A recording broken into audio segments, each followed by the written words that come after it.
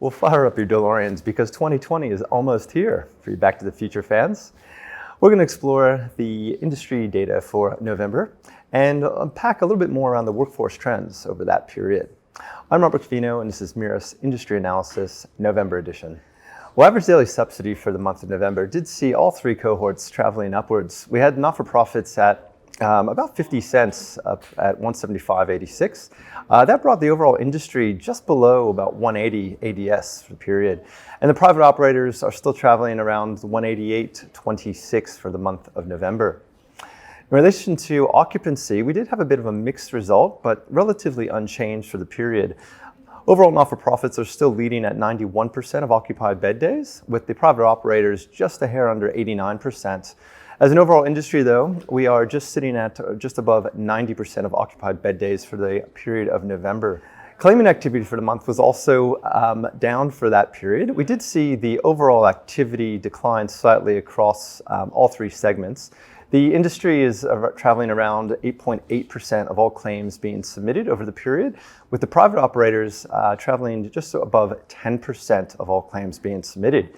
If we unpack that, though, and look at the voluntary submission rates, which is more of the proactive active submission of act fees, we did see, again, all three segments traveling downward, with the private operators still leading, though, at just above 3% over that period.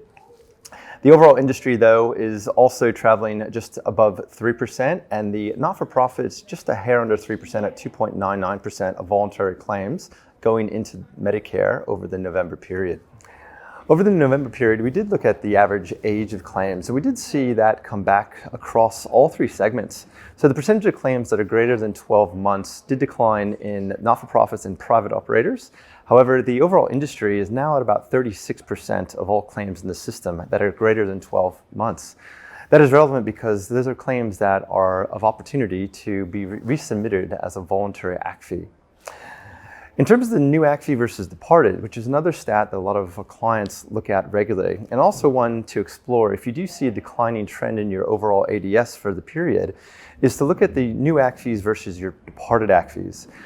An example of a client that we recently went through a discussion is this group lost about 20% of their residents over a 3-month period. And of those 20% of the residents, the average average value of the discharge act fees was $201 a day, whereas the average intake of the new act fees that were replacing those was $160 a day.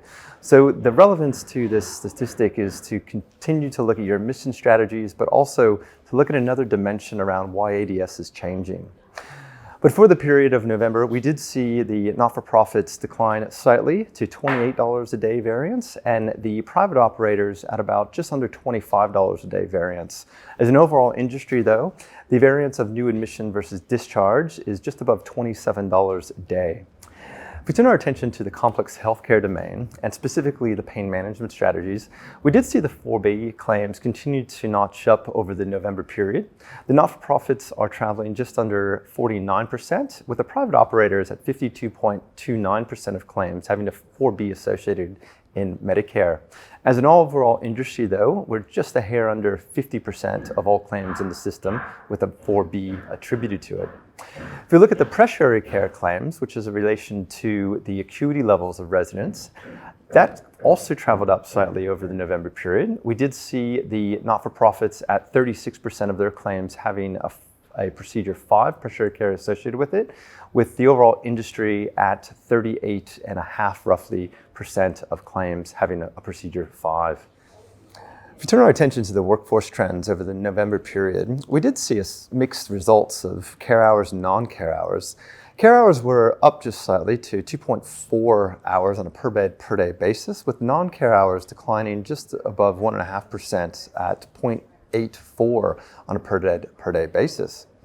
If we unpack the care hours, though, we did see the RN hours traveling slightly up to 0.57 hours on a per bed per day basis, and the enrolled nursing hours dropped just over 7%.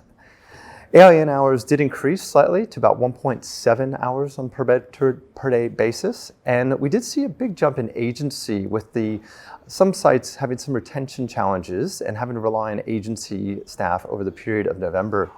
If we look at the allied healthcare hours over the November period, we did see another month of decline at 5%, and that was traveling at 0.018 per bed per day hours being worked. This was a result of some of the continued leave pressures in the allied healthcare teams across the industry. As we wrap up another year, I just want to say a special thanks to all the organizations and providers that have provided their information and data to us. Because of you, we've been able to have this great discussion regularly each month about how the industry trends are moving. As a result, we have nearly 72,000 beds of information that come through our system nightly. And just last month alone, we had over 220,000 rostered hours of information. If you'd like to provide your information or data to us, it's a complimentary service. Please don't hesitate to reach out. We'd be more than happy to discuss further with you. I'd like to give a special shout out for all the staff and all the clients that are going to be working over this holiday seasons. To you and the families and the residents that you're caring for, our thoughts are with you, and we wish you a Merry Christmas and a Happy New Year. I'm Rob Covino, and I'll see you in 2020. This is Mirus Industry Analysis, November edition.